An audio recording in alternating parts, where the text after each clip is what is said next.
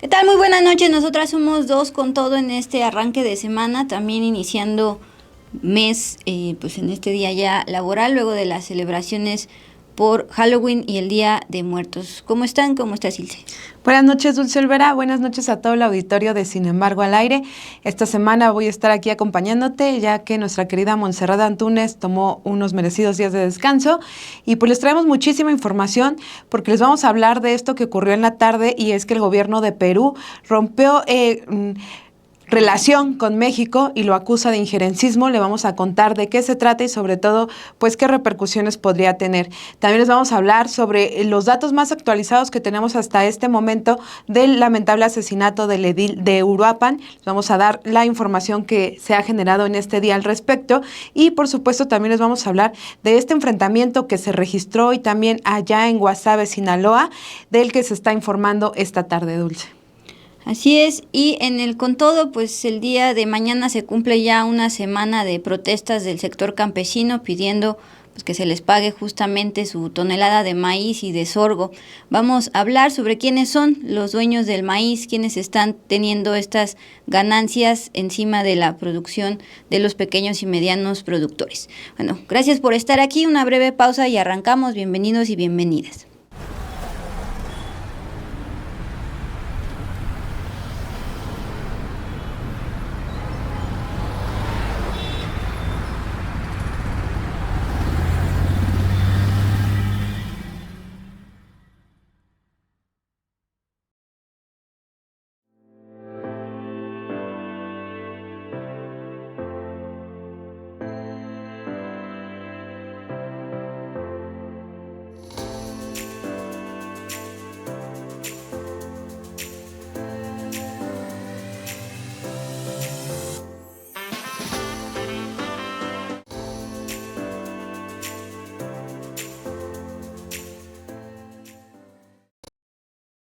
Bueno, pues muy buenas noches. Les decía, estamos iniciando este mes de noviembre, ya el penúltimo del año. Ya estamos pues justo en cierre de año con este arranque de celebraciones de Día de Muertos del fin de semana. El tema del Halloween, sin embargo, pues justo la celebración de Día de Muertos se ensombreció por lo ocurrido en Uruapan, Michoacán. Más adelante vamos a darles la actualización de estos hechos. Mientras los saludo, lo primero que me encuentro es a Dr. Master of Puppets diciendo que no lo lea porque anda de grosero. Pues me sorprende de Master of Puppets, pero bueno, saludos. Y también ya cayó el superchat diario de Gerardo Meléndez. Gracias, dice buenas noches, saludos en este penúltimo mes del año, Dulce e Ilse. También saludos a todo el equipo de Dos con Todo. Esta noche nos apoya Luis Mata en operaciones. También Hugo González. Calibán, Dolores Alemán, Eder Martínez están preguntando, oigan chicas, ¿qué tan cierto es que habían asesinado a un hermano y a la madre de Carlos Manso? O sea, más adelante vamos a hablar de ese caso. Y también por acá Mauro Gaona y pues demás personas, gracias por estar aquí, bienvenidos. Y primero vamos a hablar de esta relación diplomática de Perú y de México. Pues lleva no meses, años en tensión por el tema de que de este lado de México se reconoce la presidencia de Pedro Castillo y por el lado de Perú pues hubo un golpe de estado de acuerdo con palabras de la presidenta Claudia Sheinbaum. Desde el gobierno pasado del expresidente López Obrador se inició esta tensión. Y hoy finalmente pues ya se rompe oficialmente las relaciones, al menos diplomáticas. No se habla nada de cooperación bilateral, mucho menos de comercial. Fue el gobierno interino de Perú el que anunció este lunes que rompió relaciones diplomáticas con México y afirmó que fue por un acto de injerencia por parte del gobierno de Claudia Sheinbaum, luego de conceder el asilo diplomático a la ex primera ministra peruana Betsy Chávez, quien está acusada por las autoridades peruanas del presunto delito de rebelión. Betsy Chávez ejerció como primera ministra del gobierno del izquierdista Pedro Castillo del 2021 al 2022. Actualmente está en libertad con restricciones luego de un fallo de un tribunal que declaró nula la prolongación de una medida en su contra de prisión preventiva que estaba fuera de plazo. La Cancillería peruana dijo en un comunicado que en un acto inamistoso, no amistoso, que se suma a la serie de acciones de injerencia inaceptables de México hacia Perú, la Embajada de México en Lima informó en la fecha que su gobierno concedió asilo diplomático a la señora Betsy Chávez Chino, así la identifica, primera ministra. La Cancillería peruana también agregó en este comunicado que desde el fallido intento de golpe de Estado que protagonizó el expresidente Castillo, el gobierno de México ha venido interfiriendo de manera inadmisible y sistemática en los asuntos internos del Perú, en manifiesta violación del principio de no intervención reconocido por el derecho internacional. Agregó que la inaceptable posición de México desde diciembre de 2022 se mantuvo inalterable, pese a que el gobierno de Perú en repetidas ocasiones exigió el respeto a su soberanía y al principio de no intervención en asuntos internos. Esto comenzó desde diciembre de 2022 en el gobierno del expresidente López Obrador. Recordemos qué pasó en esas fechas. La Fiscalía peruana está acusando a la ex primer ministra de ser coautora del presunto delito de rebelión contra los poderes del Estado a raíz de su participación el 7 de diciembre de 2022, cuando el entonces presidente peruano Pedro Castillo dispuso la disolución del Congreso y el cierre temporal de las instituciones constitucionales, lo que finalmente terminó detonando en su destitución. Para el gobierno de México eso fue un golpe de Estado contra Pedro Castillo, de postura de izquierda, pero para el Perú actualmente, pues con autoridades de derecha, el intento de golpe de Estado fue más bien por parte de Pedro Castillo allá en Perú al cerrar el Congreso. Bueno, la Fiscalía está solicitando para la exfuncionaria una pena de hasta 25 años de prisión. De momento, pues está protegida justamente de manera diplomática en la Embajada de México en Lima, la capital de Perú. Fue el presidente interino de Perú, José Gerí, luego de la salida de Dina Boluarte, quien asumió el poder el pasado viernes 10 de octubre, luego de que el Congreso, que él mismo presidía, destituyó a Dina Boluarte. Básicamente, él coordinó esta destitución desde el Poder Legislativo y actualmente ya está en el Ejecutivo de manera interina. También en ese mismo mes, la presidenta Claudia Sheinbaum insistió en respaldar a Pedro Castillo e insistió en que fue víctima de un golpe de Estado.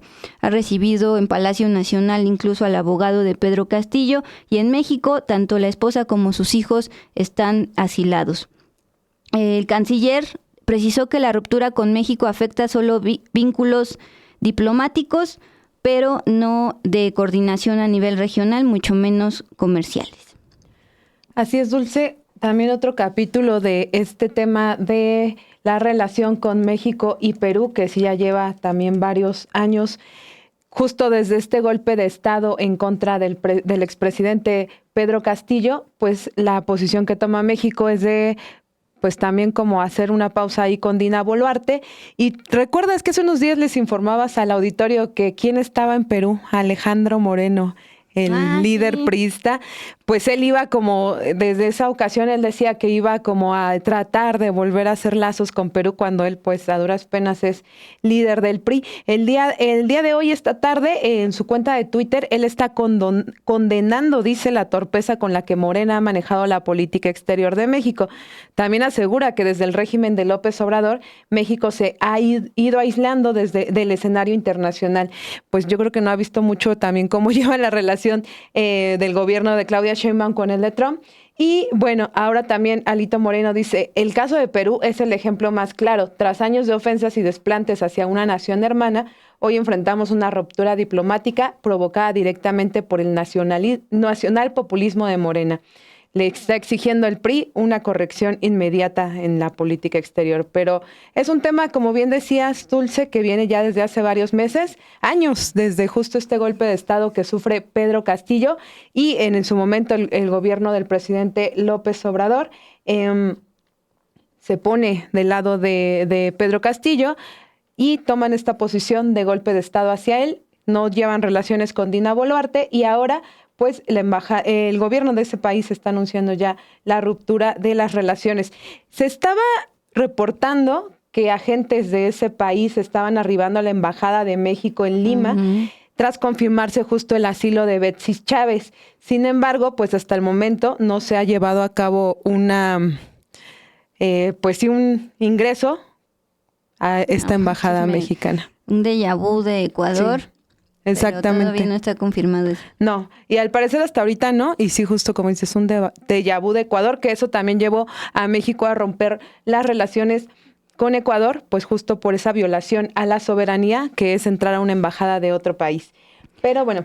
Ya solo quisiera agregar, no hablaron de ruptura de relación comercial para saber cuál es nuestra relación comercial entre México y Perú. Lo que México principalmente le exporta a Perú, le vende, son aparatos de recepción de televisión, y lo que principalmente le compramos a Perú es gas de petróleo, y también en su momento a nivel mensual fue cobre refinado y aleaciones de cobre, pero pues evidentemente no es una relación bilateral comercial tan estrecha como con nuestros socios de Tratado de Libre Comercio. Pues yo creo que más bien es un tema de relación, pues de naciones de América Latina, que siempre se ha visto como México también parte de ese liderazgo de América Latina, pues es más un tema de amistad en la región, no tanto comercial con Perú, por ejemplo. Pero bueno, ahora sí vamos, Dulce, con la información que tenemos hasta este momento confirmada sobre el lamentable asesinato del alcalde de Uruapan que se registró el pasado sábado. Y bueno, vamos a recordar que Carlos Manso, el presidente municipal de Uruapan, fue asesinado en un ataque perpetrado en el centro del municipio de Michoacán el pasado sábado por la noche.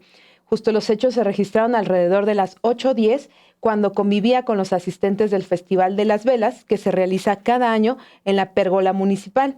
Y bueno, el agresor fue abatido ahí en el sitio. Justo estamos viendo las imágenes de este evento en el que participaba el edil, el Festival de las Velas, donde estaba acompañado de su familia, y pues ahí es momentos previos a que se registrara este ataque. Por suerte, como se ha visto también en estos videos, el alcalde ya iba caminando él solo, ya no iba cargando a su hijo, y pues es ahí cuando se da este atentado en su contra.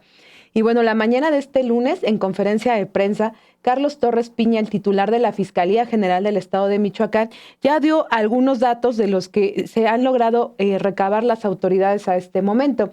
Dijo, por ejemplo, que todavía se desconoce el nombre del asesino del alcalde y que su cuerpo tampoco ha sido reclamado. Esta noche ya se ha circulado información en algunos medios, como por ejemplo El Universal, que están identificando al asesino como Osvaldo Gutiérrez, alias El Cuate, pero es una información que no ha sido confirmada de manera oficial, y más bien este diario, por ejemplo, cita fuentes federales. Hasta la mañana de este lunes, el fiscal de ese estado decía que todavía no tenían identificado al asesino. Precisó incluso que se pidió ayuda al INE para identificarlo, y se revelaron también fotografías de algunos de sus tatuajes para que la ciudadanía aporte datos que permiten saber de quién se trata. También dijo que, de acuerdo con la necropsia y las evaluaciones de las áreas periciales, el agresor era un hombre entre 17 y 19 años de edad. El fiscal estatal también detalló que el arma calibre 9 milímetros que se utilizó en el ataque se encuentra relacionada con otros 2 hechos violentos registrados en las últimas semanas en el municipio de Uruapan.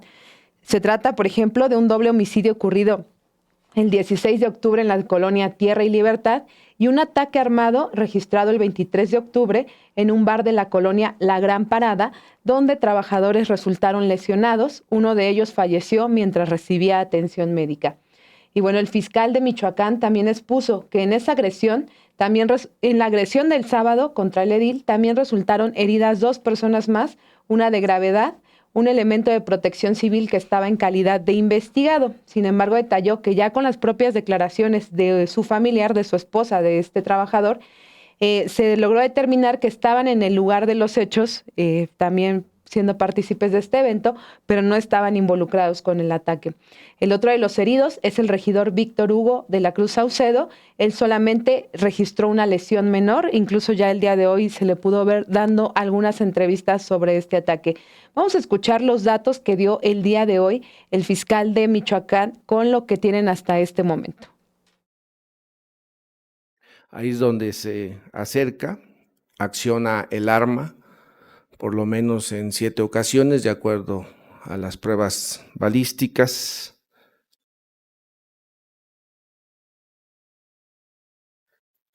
corre y ahí segundos después es sometido y también es abatido en el mismo lugar el agresor.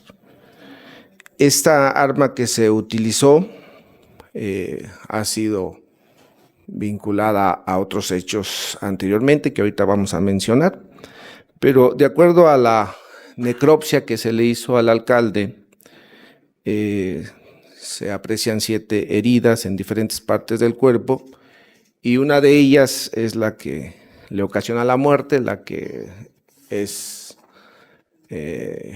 ingresada por la parte del tórax a la altura del abdomen.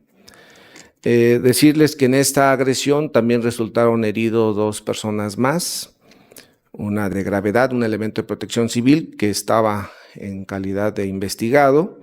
Posteriormente, ya con las propias declaraciones de su familiar, de su esposa, estaban en el lugar de los hechos, no estaban involucrados.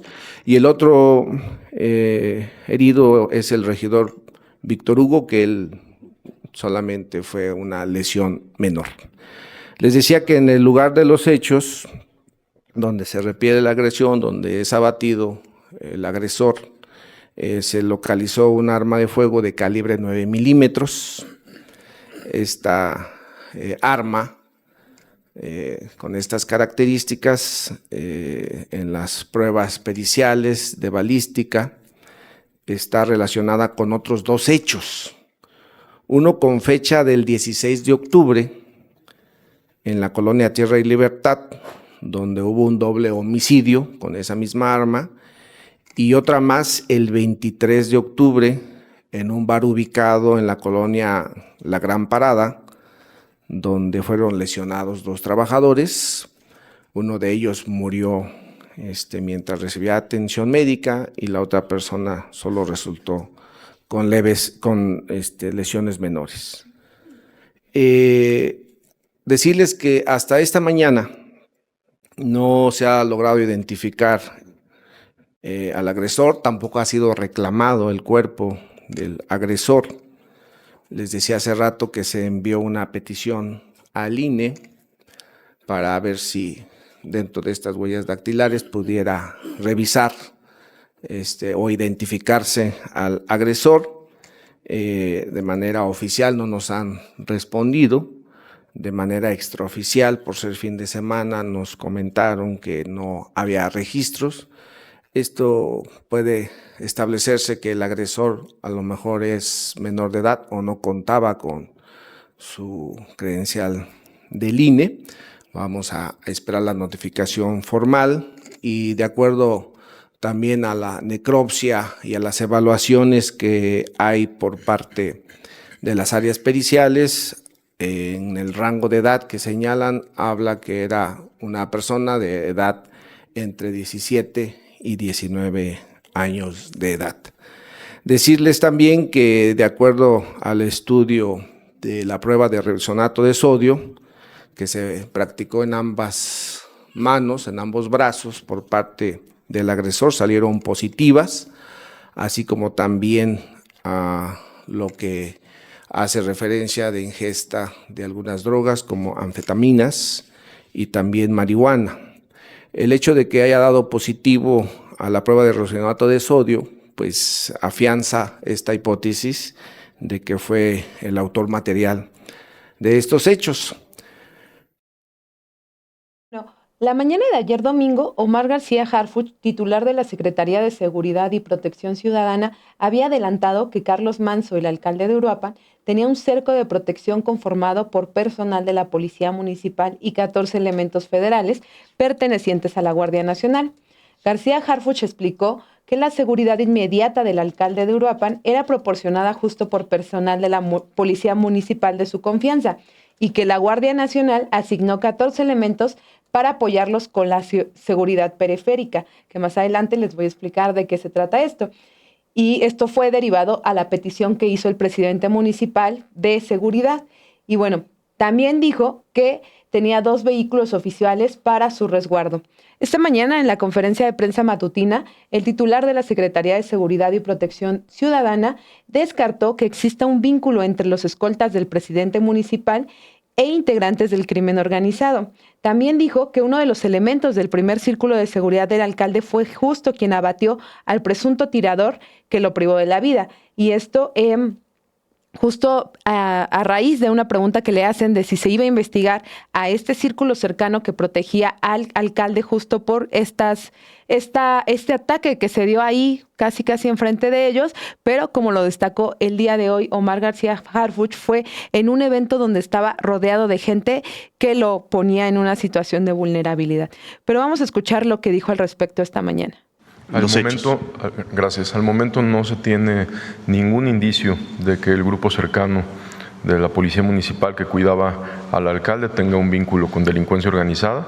De hecho, es uno de los propios escoltas el que mata al delincuente, al que priva de la vida al alcalde. Son ellos los que reaccionan, porque como ya lo dijo el general secretario, estaban en su círculo primario, ellos estaban en el primer círculo. Ellos han declarado en la Fiscalía General. Estamos trabajando en conjunto, de manera muy estrecha con la Fiscalía del Estado de Michoacán, y al momento, contestando a su pregunta, no hay ningún indicio de que los policías municipales, este grupo de policía municipal que brindaba protección al señor alcalde, haya tenido algún vínculo. Por supuesto que se va a reforzar, pero sí es importante que sepan que tenemos desde hace unos meses varias operaciones en curso en Michoacán, donde lamentablemente, como ya lo comentó el general secretario, hemos perdido la vida de militares en Michoacán, compañeros de la propia Secretaría que fueron privados de la libertad y fueron rescatados por Guardia Nacional al hacer investigaciones en contra de estos grupos. ¿Qué es lo que vamos a hacer? Vamos a reforzar lo que hemos venido haciendo. Hemos tenido detenciones muy relevantes en Michoacán. Vamos a continuar con estos operativos por instrucciones de la señora Presidenta en la Estrategia Nacional Antiextorsión, que también aquí hemos estado presentando estas detenciones. Hemos tenido agresiones a la autoridad donde también han perdido la vida los agresores, los delincuentes, y vamos a reforzar siempre la seguridad en Michoacán, priorizando la investigación sobre el uso de la fuerza. ¿Por qué? Porque nosotros lo que necesitamos y lo que estamos haciendo ahorita es ubicar a los delincuentes para ir y hacer detenciones con operativos muy claros, como lo hemos venido haciendo. Y no va a ser la excepción, lo vamos a continuar haciendo. ¿Se incrementaron más el número de elementos de las Fuerzas Armadas, de los organismos civiles en la entidad? Nosotros lo que tenemos ya es un reforzamiento de agentes de investigación y por supuesto trabajamos de manera conjunta con el Ejército, con Marina, con Guardia Nacional. Sobre el evento, como usted lo menciona, era un evento público. No había una revisión a la entrada a las personas.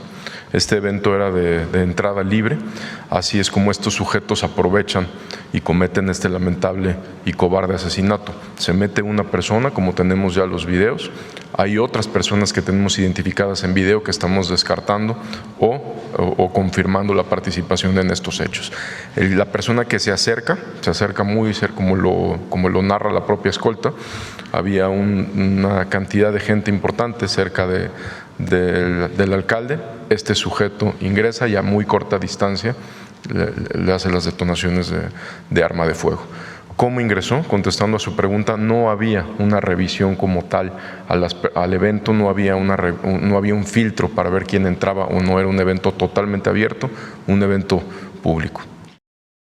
Esto es lo que dijo esta mañana el titular de la Secretaría de Seguridad y Protección Ciudadana sobre todas estas dudas que se generaron de por qué se pudo dar tan fácilmente ese ataque teniendo al equipo de seguridad cercano ahí con el edil. Sin embargo, pues como bien decía el titular de la Secretaría de Seguridad, era un evento en el que no hubo filtros, en el que no hubo revisión. Cualquier gente podía acercarse al alcalde, tomarse fotos, como se veía en este video, pues que estaba totalmente rodeado de personas, y fue así como se veía en el video del fiscal estatal, pues que el agresor logró llegar hasta donde él estaba y detonar el arma. Bueno, el día de hoy también el secretario de la Defensa Nacional, Ricardo Trevilla Trejo, detalló que pues qué hacía justo la Guardia Nacional en esta protección que se le brindó al alcalde, y era justo darle seguridad periférica. Precisó que desde diciembre pasado se realizó un análisis de riesgo y se estableció coordinación con el alcalde. Él determinó que su seguridad inmediata fuera proporcionada por personal de la Policía Municipal que él conocía. Era la gente de su confianza y la cual él consideró que estaba capacitada.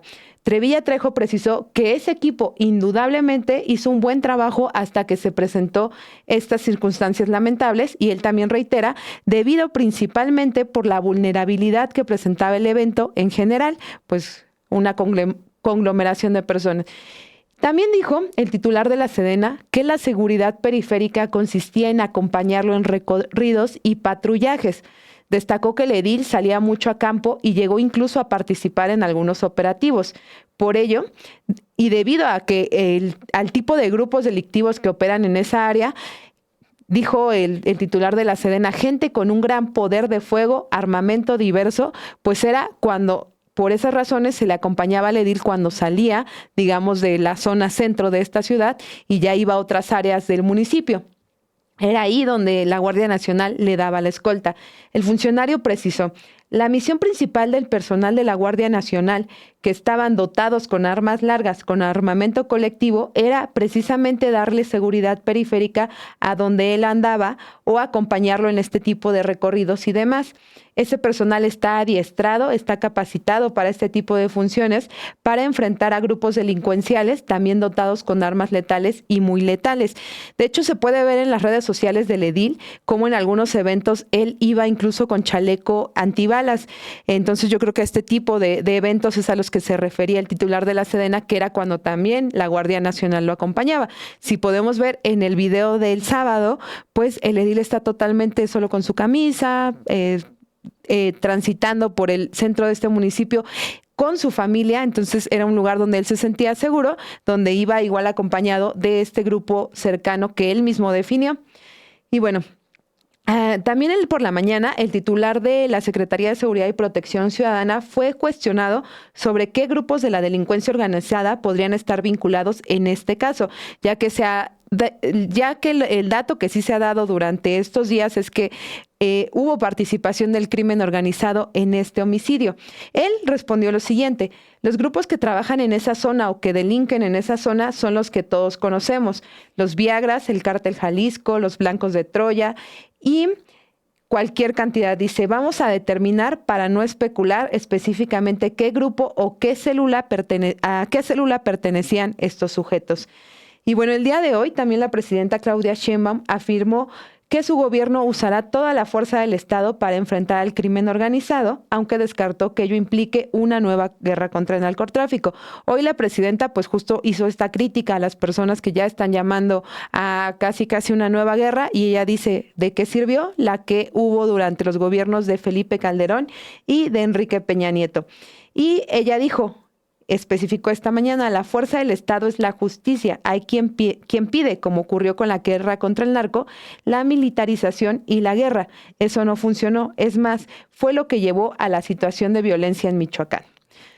Ahora, hay una pregunta, Dulce, que justo es la que está en estos momentos, es ¿quién se va a quedar con el lugar del edil? A final de cuentas se requiere un alcalde ahí en Uruapan. Hay que recordar que este edil, Carlos Manso, fue diputado de Morena, era militante de Morena, pero ya en esta alcaldía él participó de manera independiente. El día de hoy, el gobernador de esa entidad, Alfredo Ramírez Bedoya, dijo que el movimiento independiente que acompañó a Carlos Manso en su candidatura será quien elija a su sucesor, e incluso confió en que el Congreso de Michoacán avalará a esa persona. Entonces, es un proceso donde se debe elegir nuevamente a una persona que será su sustituta, se manda al Congreso de la entidad y ahí es donde se votará quién se queda al frente del municipio de Uruapan, Dulce. Bueno, pues justamente en el marco de todo esto que estás planteando e informando, y también lo recientemente sucedido, no en Uruapan, pero sí en Michoacán, me refiero al asesinato de Limonero, a las denuncias de extorsión a productores y a una entidad donde surgieron pues justamente grupos de autodefensa contra estas células como los Viagras y los entonces Caballeros Templarios, es que una vez más salieron a manifestarse en Morelia. Lo que hablábamos en producción, Ilse, tipo de manifestaciones sí hay que verlas desde dos puntos. Los ciudadanos que verdaderamente salen hastiados de este nivel de violencia que se vive y también de extorsiones en Michoacán, en distintos municipios, sobre todo la Tierra Caliente, y los encapuchados que pues incluso dieron el portazo al Palacio de Gobierno en Morelia, rompieron mobiliario y que eso ocurrió el fin de semana. El día de hoy fue más por parte de normalistas y estudiantes de varias universidades públicas de Michoacán. Ahí marcharon no en Morelia, sino en las principales avenidas de Uruapan. Y justamente lo que más gritaron es: Carlos no murió, el gobierno lo mató. Llevaban, por supuesto, pancartas, playeras blancas y moños negros. De acuerdo con medios locales, pues justamente el asesinato del edil no fue la única causante por la cual salieron a manifestarse, fue el detonante de una serie de inconformidades acumuladas pues por la inseguridad que viven no solo en Uruapan, sino en varias comunidades de Michoacán, por la presencia del crimen organizado. También decir que Alberto Jiménez, representante estudiantil en Uruapan, dijo que los jóvenes salieron con miedo pero decididos a alzar la voz. Explicó que marchar en Michoacán implica un riesgo por sí mismo, aunque es necesario visibilizar la situación de violencia que afecta a los pobladores. Pues justamente esta arma utilizada por este adolescente, ya había registros de que esta arma había sido utilizada para asesinar en un bar, por ejemplo. Uh-huh. La marcha contó con la participación de alumnos de la Universidad Lázaro Cárdenas, la Universidad Michoacana de San Nicolás de Hidalgo y otras instituciones públicas y privadas, incluyendo normalistas, ahí del lado de los ciudadanos. Sin embargo, pues justamente en esta manifestación volvieron a enfrentarse encapuchados con policía municipal, e incluso hubo gas lacrimógeno para pues justamente disipar estos enfrentamientos, pero sí hubo ciudadanos, sí hubo estudiantes, tanto el fin de semana como hoy, manifestándose de manera pacífica y justamente hastiados de altos niveles de extorsión y de violencia en Michoacán, una entidad que hace más de 10 años surgió con grupos de autodefensa también ya hastiados de esto. Así es, Dulce. Y bueno, vamos a mantenerlos muy informados sobre cómo vayan avanzando las investigaciones sobre este caso y ojalá pues justo este lamentable suceso pues vuelva a poner el foco en lugares donde la violencia todavía sigue teniendo a la población harta, que incluso salen ya a las calles, obviamente con los hechos que se registraron también ayer pues vandálicos, pero sobre todo también, como dices, si hay ciudadanos que sí salen a exigir justicia por este alcalde y sobre todo que se les garantice seguridad. Pero vamos a informarles ahora de otro hecho que ocurrió en el estado de Sinaloa, y es que esta tarde el secretario de Seguridad y Protección Ciudadana, Omar García Harfuch, informó de un enfrentamiento a tiros entre fuerzas federales y un grupo armado que dejó al menos 13 muertos en el municipio de Guasave. Por la tarde, Omar García Harfuch informó en su cuenta de X lo siguiente: siendo aproximadamente 12:45 horas en patrullajes en la brecha Guasave, Sinaloa, personal operativo del Gabinete de Seguridad de México fue agredido por un grupo armado oculto bajo un puente. La respuesta inmediata permitió lo siguiente: 13 agresores perdieron la vida, hubo 4 detenidos. El secretario también detalla que 9 personas fueron liberadas que se encontraban secuestradas. Además, 7 vehículos fueron asegurados y también se aseguraron armas largas y equipo táctico. Y todo esto fue puesto a disposición de la Fiscalía General de la República. Hasta este momento no tenemos más detalles sobre este enfrentamiento, pero vamos a ver también si en el transcurso de las horas se da más información al respecto de este enfrentamiento que dejó 13 presuntos agresores sin vida, Dulce. Y a partir de una emboscada debajo de un puente. Ahora, antes de irnos rápidamente al con todo sobre esta semana de manifestaciones del sector campesino, también información actual sobre lo ocurrido este fin de semana en un Waldos allá en Hermosillo, Sonora. Se dio una rueda de prensa por parte del fiscal de Sonora, Gustavo Salas. Se dieron varios datos. El principal es que hasta el momento pues van 23 fallecidos y 12 lesionados, pero también ya van a ser citados a comparecer diversos servidores públicos a nivel municipal, estatal y federal para que aclaren por qué el establecimiento estaba operando sin permiso actualizado de Protección Civil desde el año 2021. Es que de acuerdo con la Fiscalía de Sonora, la explosión fue provocada por un transformador instalado dentro del establecimiento de Waldos en Hermosillo.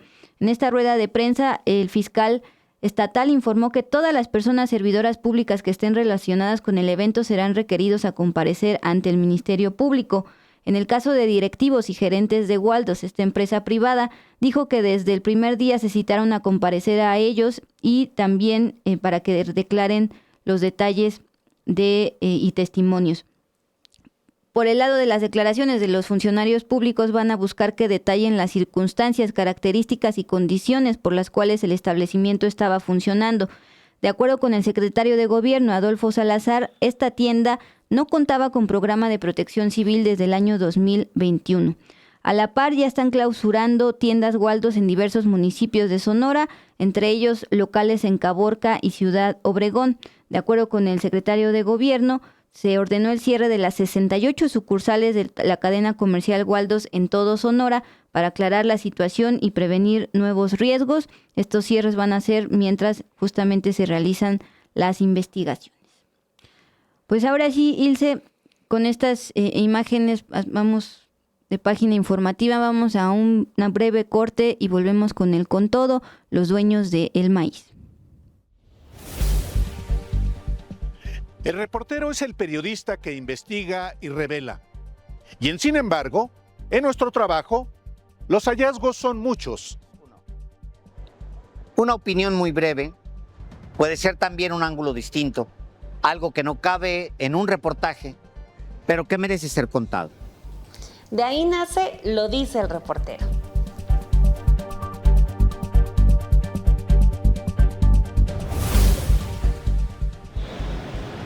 Son videos cortos, directos, con información noticiosa o de contexto. Con un punto de vista editorial claro, el del o la periodista que conoce del tema. Aquí lo importante es la mirada de las y los reporteros, la experiencia, la interpretación, el análisis inmediato de lo que está pasando. Eso es Lo dice el reportero.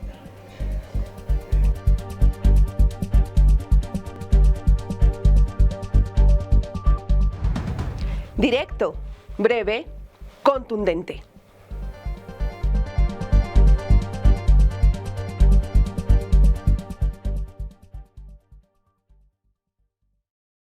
Se está cumpliendo el día de mañana una semana de manifestaciones del sector campesino. Ahora ya están bloqueando vías de trenes de carga, están exigiendo un pago justo por su producción.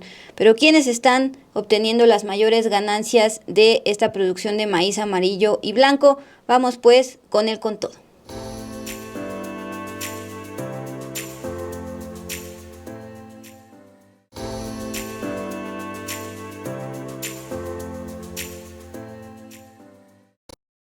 Bueno, los problemas que está enfrentando el campo mexicano, particularmente la producción de maíz y de sorgo, granos fundamentales para la alimentación de este país, es multifactorial. Tiene varias causas detectadas pues tanto por los propios campesinos como por ejemplo, el Consejo Nacional Agropecuario, que pertenece pues a todos estos grupos que representan al sector empresarial. Este Consejo Nacional Agropecuario ha detectado, por ejemplo, la caída en los precios internacionales de granos, el incremento de los costos de producción, por ejemplo, el costo de fertilizantes o de combustible, y también todavía estamos arrastrando los efectos prolongados de la sequía de hace unos años. Todo esto ha afectado severamente a cultivos esenciales de nuestra alimentación, como el maíz, pero también el trigo, el sorgo, el frijol. Sin embargo, el Consejo Nacional Agropecuario está omitiendo quiénes son los dueños del maíz que se quedan con las principales ganancias. En pantalla estamos viendo imágenes de este lunes 3 de noviembre. Los bloqueos que se vieron la semana pasada ahora se están convirtiendo como parte de esta manifestación en tomas de casetas de cobro para que pasen libremente los vehículos, y también están bloqueando vías de tren de carga allá en Guanajuato. Bueno, sin más, ¿quiénes son estas gigantes dueñas del maíz? Gruma, ustedes los identifican, por ejemplo, estos productos de Maseca. También Minsa, que pertenece a Altagracia Gómez, la asesora económica de la presidenta Claudia Sheinbaum. y Cargill. Estas tres son las gigantes. Gruma, Minsa y Cargill están controlando las compras nacionales del maíz, que es la base de la alimentación de los mexicanos. Ellos imponen precios, plazos y condiciones. Y los pequeños productores, por falta de bodegas para almacenar su cosecha y la urgencia de que ya les paguen y tengan liquidez para solventar la inversión de ese cultivo, pues deciden venderlo, malbaratar su maíz a los famosos coyotes, a los intermediarios. Y finalmente estas gigantes compran a gran volumen a estos intermediarios, procesan el grano y lo venden con altos márgenes de ganancia. Rafael Moya es un periodista que ha dado seguimiento al sector campesino y publicó en el blog Infrarrojo lo siguiente: entre el productor y el consumidor se abre un gran abismo donde desaparece el dinero y florecen los intermediarios. Estos coyotes recorren pueblos ofreciendo pagos inmediatos, compran barato el grano, lo almacenan en sus bodegas y después lo revenden caro a estas grandes empresas. Para muchos campesinos venderles es la única opción para sobrevivir. Pues justamente a partir de este texto que escribe Rafael Moya, pues lo buscamos para hablar al respecto. Tomen en cuenta que estas manifestaciones se han registrado sobre todo en el Bajío, y es que justamente los principales estados productores de maíz son Sinaloa, Jalisco, Guanajuato y Michoacán, también el Estado de México. Ahí en imágenes de Movimiento Agrícola Campesino estamos viendo justo en Guanajuato esta mañana el bloqueo de una vía donde pasa tren de carga de Ferromex de Grupo México. Bueno, en esta entrevista con Rafael Moya, un periodista que ha dado seguimiento al sector agrícola, pues nos explica de qué va el tema de los coyotes y por qué, por ejemplo, en el caso de Minsa, que pertenece a la familia de Altagracia Gómez, pues podría ser un conflicto de interés. En varios estados, principalmente los productores de maíz, o sea, que son los del norte, lo que hay es una serie de intermediarios a los que llamamos coyotes. Estos coyotes llegan a comunidades marginales o a pueblos pequeños a donde no llega MIMSA y no llegan las otras monstruos del maíz, ¿no? Y entonces la idea es, dejan bloqueadas estas comunidades en manos de los coyotes compran a poco precio y se lo revenden a estas comercializadoras más caro y se quedan con muchísimo más dinero. Yo creo que un problema grave es la cultura, otro problema es la infraestructura que existe para llegar a lo que llamaríamos o sea, cuando sacas la cosecha, ¿no? Que no hay muchas, no se ha trabajado mucho en las brechas saca cosechas, entonces esas partes las están ocupando los coyotes como para tener una ganancia adicional. Yo lo que estoy viendo es de que, por un lado, la Cuarta Transformación prometió unas cosas, pero a la hora que se está acercando de tantos empresarios, porque se vuelven juez y parte. O sea, ahorita el gobierno no puede apretar un poco a MIMSA porque MIMSA seguramente apoyó la campaña y está apoyando la operación de la presidencia. Pero yo creo que es justo lo que están pidiendo los productores. Y la verdad es que estamos muy atorados con eso de que el maíz se tasa en Chicago, que aquí tenemos problemas de infraestructura, que tenemos problemas de clima, que tenemos problemas de los créditos. Bueno, pues ahí está, una de las tres gigantes es Minsa, justamente de la asesora económica de la presidenta Claudia Sheinbaum. Sin embargo, pues los mismos de Minsa aclaran en su último reporte financiero cómo es que determinan la compra y el precio al que compran el maíz a estos pequeños intermediarios. Dicen, los efectos de políticas gubernamentales sobre industrias del maíz y de la harina del maíz podrían afectar los resultados de Minsa, por lo que mitiga riesgos apegándose a políticas de compra de granos en el esquema de agricultura por contrato reguladas por SADER y Segalmex. Eso es lo que está diciendo Minsa, que se apega a las políticas gubernamentales. Bueno, como les decía, este 3 de noviembre se siguen registrando manifestaciones de campesinos. La semana pasada fue a nivel nacional estos bloqueos, horas varados algunos pasajeros, también videos donde se veía pues justamente familiares de los productores acercarse a estas personas afectadas, les daban comida, les daban agua para pues justamente soportar estas horas de bloqueo. Eso fue la semana pasada y este lunes continúan tanto con liberación de casetas de cobro como con bloqueo de vías de tren de carga. Parte de este movimiento agrícola campesino el día de hoy se reunió con diputados en la Cámara de Diputados y están pues asegurando que esto no tiene nada que ver con partidos, sino que justamente lo que están solicitando es un pago justo.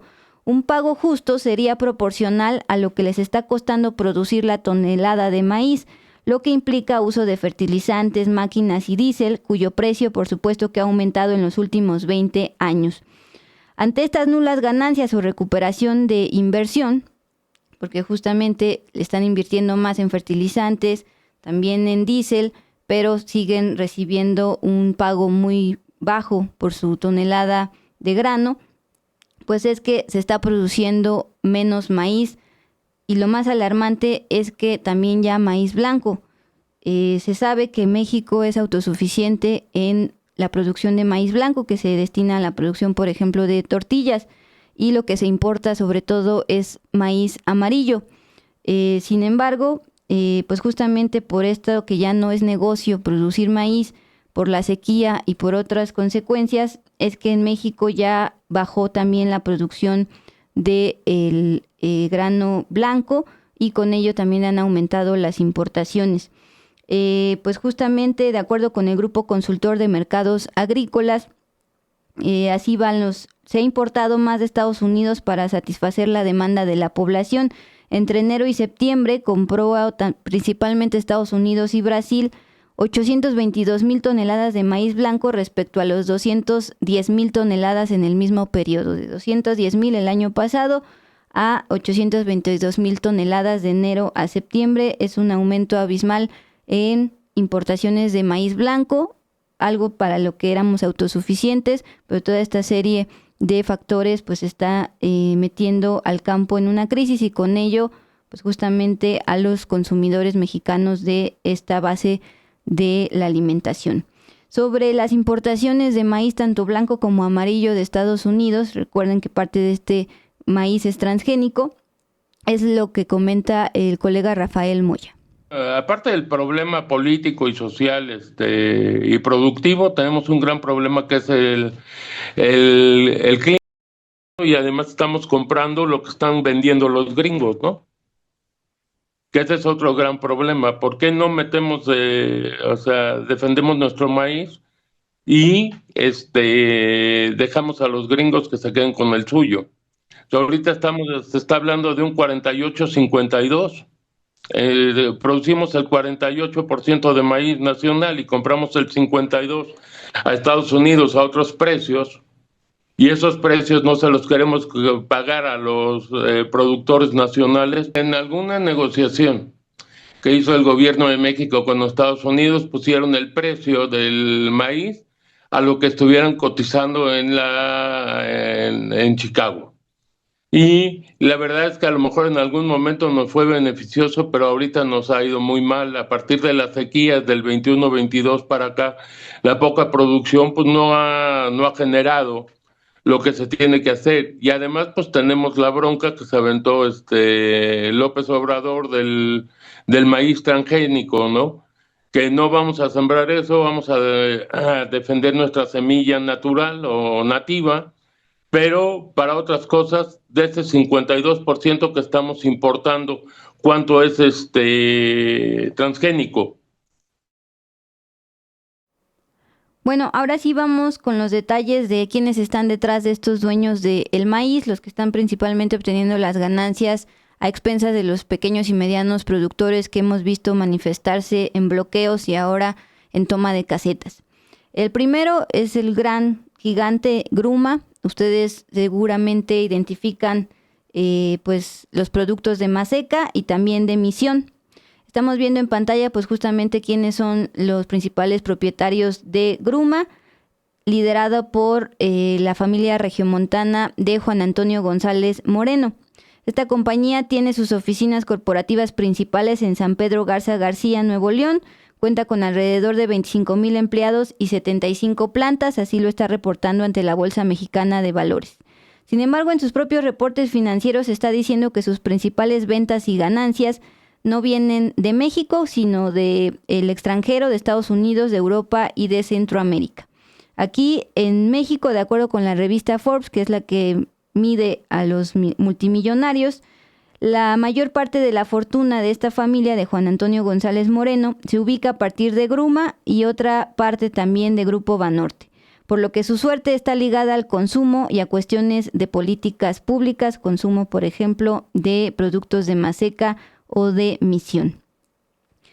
De hecho, en octubre de 2024, hace un año, la COFESE, que es el órgano que se encarga de evitar la falta de competencia y los monopolios o oligopolios, en este caso estamos hablando de oligopolio porque son 3, la COFESE dictaminó a Gruma que no existen condiciones de competencia efectiva en los mercados de producción, comercialización y distribución de harina de maíz blanca, tampoco azul, dirigida para la elaboración comercial de tortillas de harina de maíz con una dimensión geográfica regional. Es decir, desde el año pasado, COFESE sí está señalando a Gruma de formar un oligopolio e impedir competencia tanto en producción, comercialización como distribución de harina de maíz, en detrimento pues justo de los pequeños productores.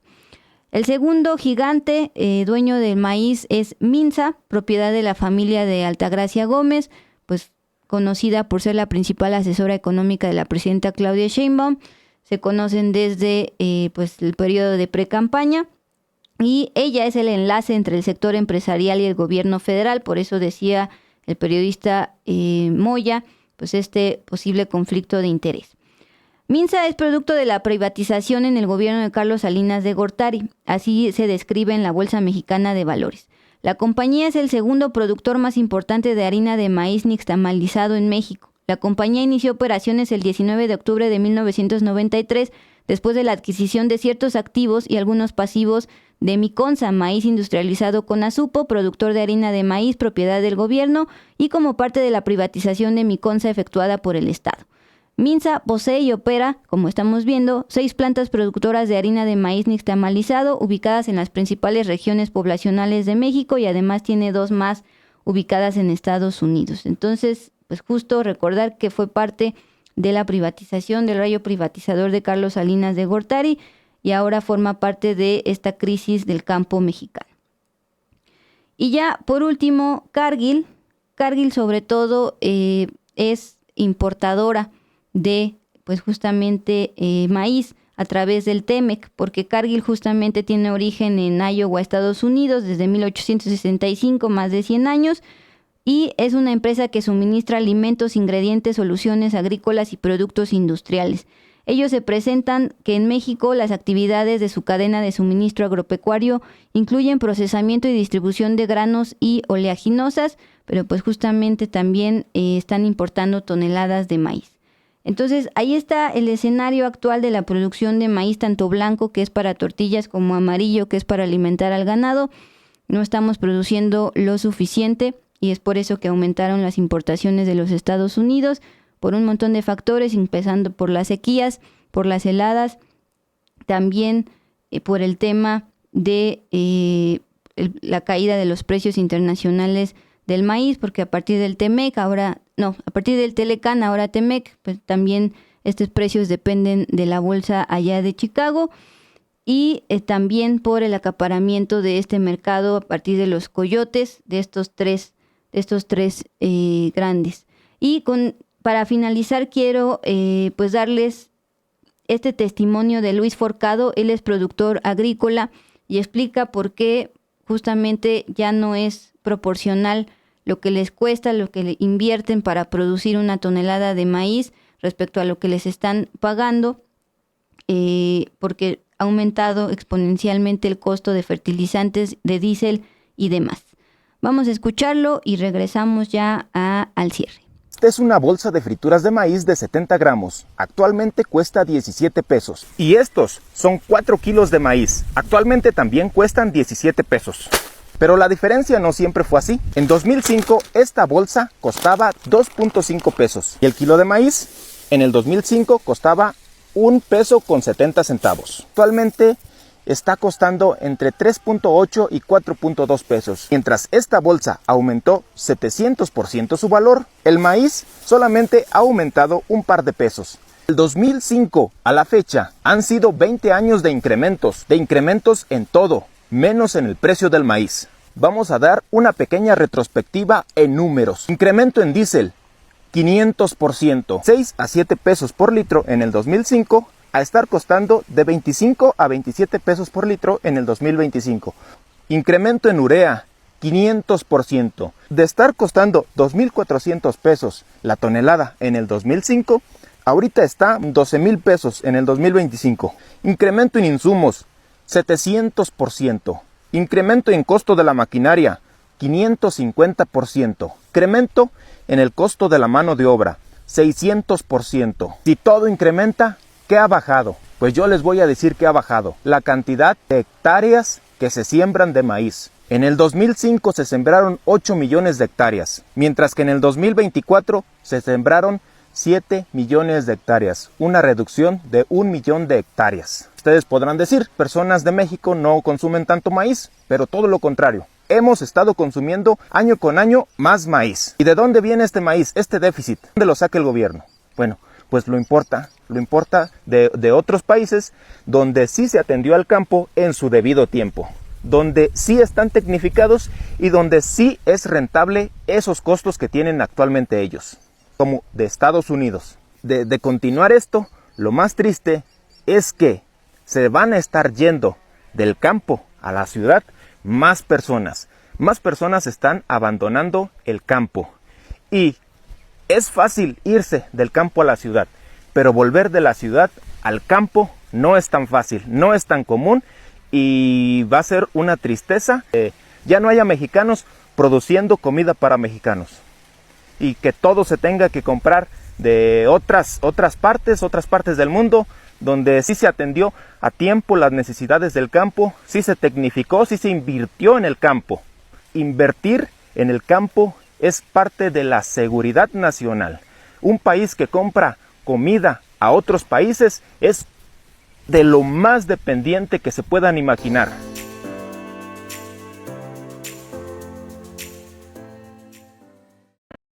Pues ahí está también este seguimiento que nos traes, Dulce, sobre estas protestas que hubieron en semanas pasadas de los agricultores y también el tema pues de quién es el verdadero o quiénes son los verdaderos dueños del maíz en México. Que hay varios comentarios de pues que tenemos por supuesto que cuidar el maíz porque para los mexicanos pues es un alimento principal. Entonces, tenemos esa información para irnos ya ahora sí con las notas del cierre. Y bueno, antes de comenzar con lo que teníamos del cierre, Dulce, una actualización sobre lo que está ocurriendo allá en Michoacán. Y es que como les informábamos que el día de ayer hubo actos vandálicos en el Palacio de Gobierno del Gobierno Estatal allí en Morelia, pues el día de hoy se llevaron igual algunos actos de violencia allí en el Palacio Municipal de Apaxingán, también justo por estas protestas que se llevaron a cabo.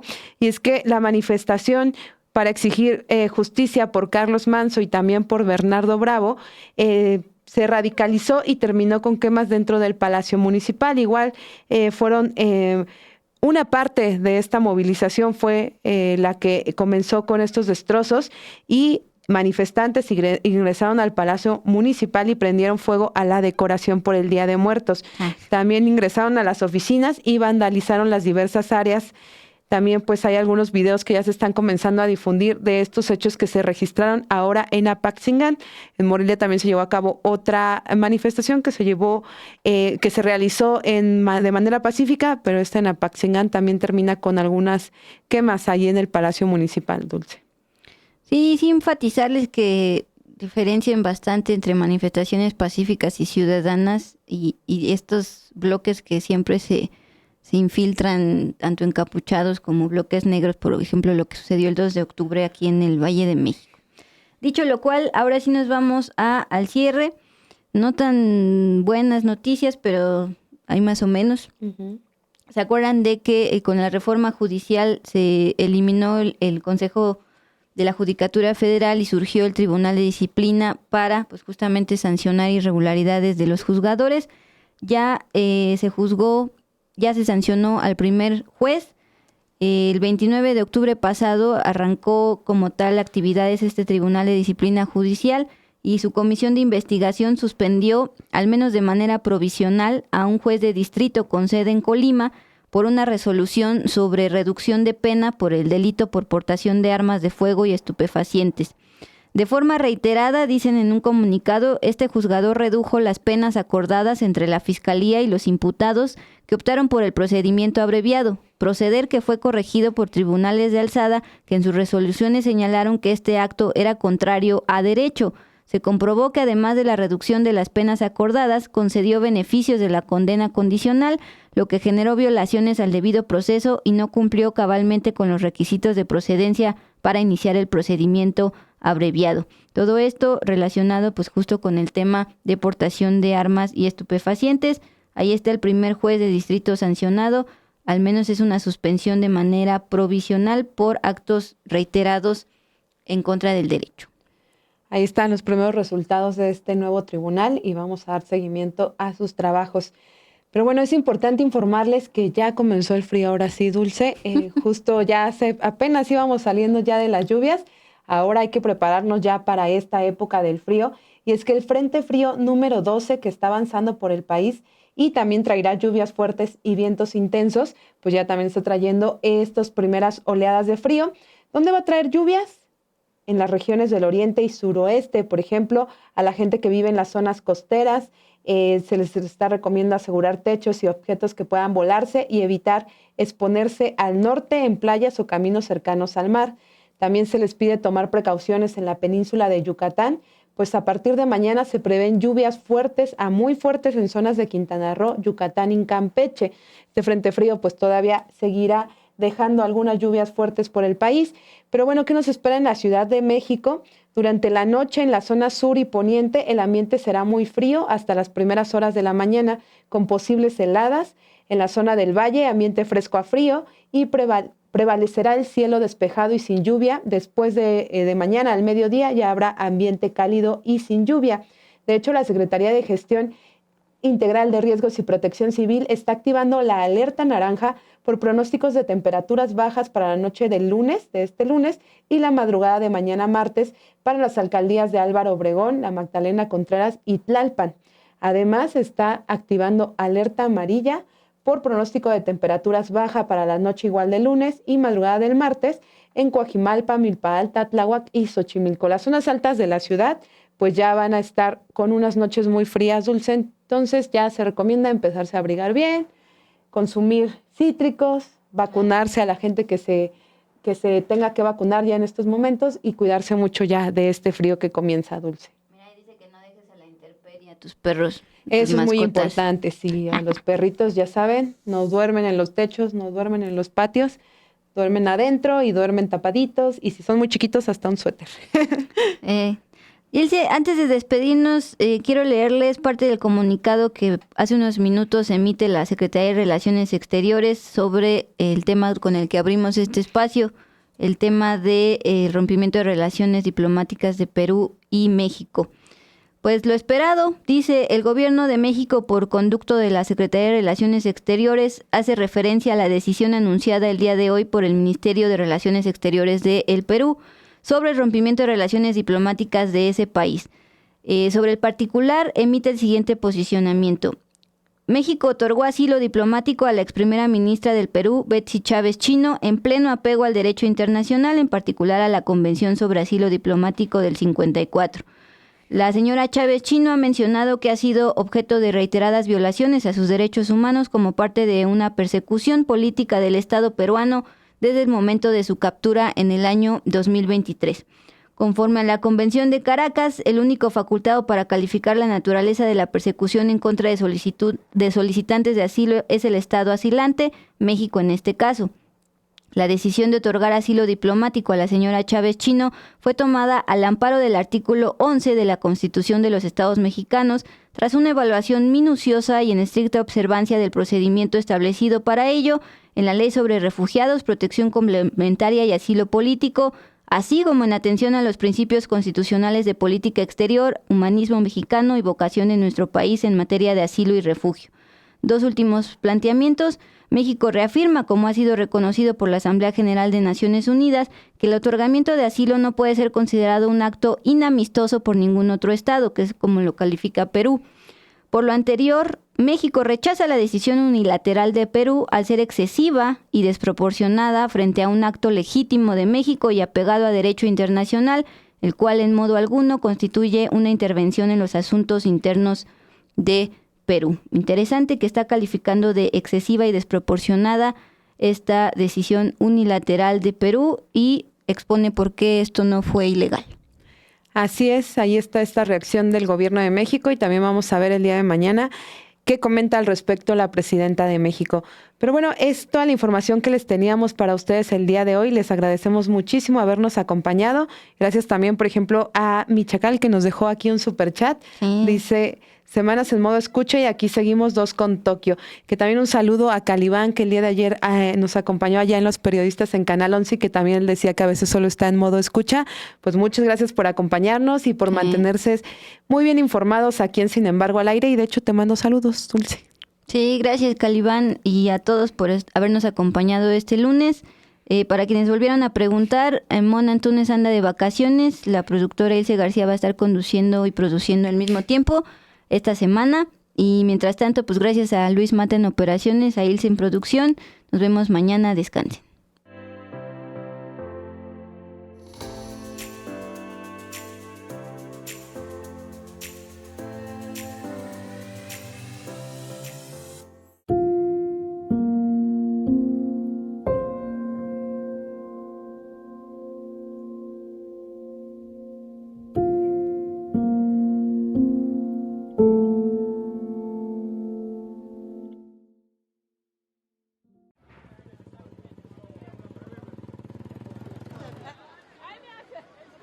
Jamaica need help, man. We mash up. First, we never history this in our life. First, we see this in life, man.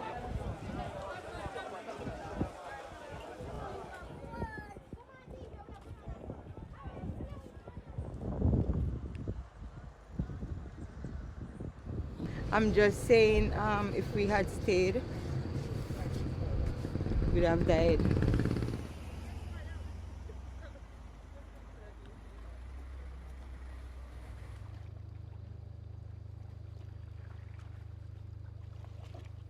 Yeah, rotten. You understand?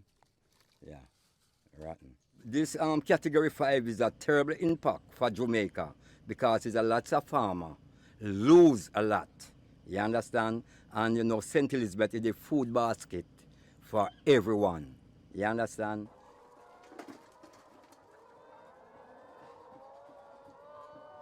We have more than 15,000 dead birds, but we still have a lot of live birds. But there's no facility for them, so they will eventually die from thirst and hunger. There's nothing we can do about it because it's totally destroyed.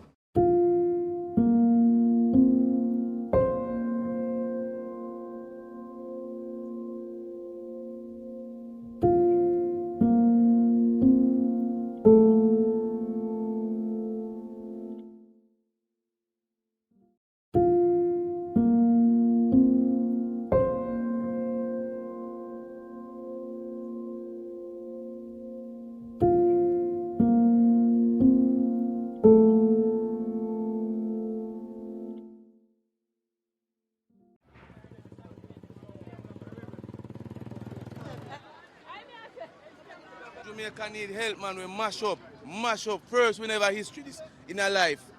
First, we see this in life, man.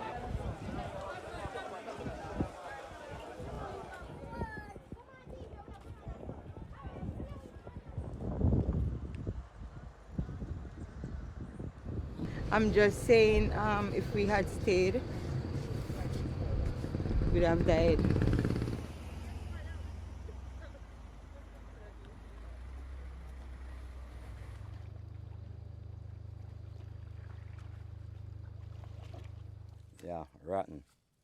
You understand? Yeah, rotten. This category 5 is a terrible impact for Jamaica because it's a lot of farmers lose a lot. You understand? And you know, St. Elizabeth is the food basket for everyone. You understand?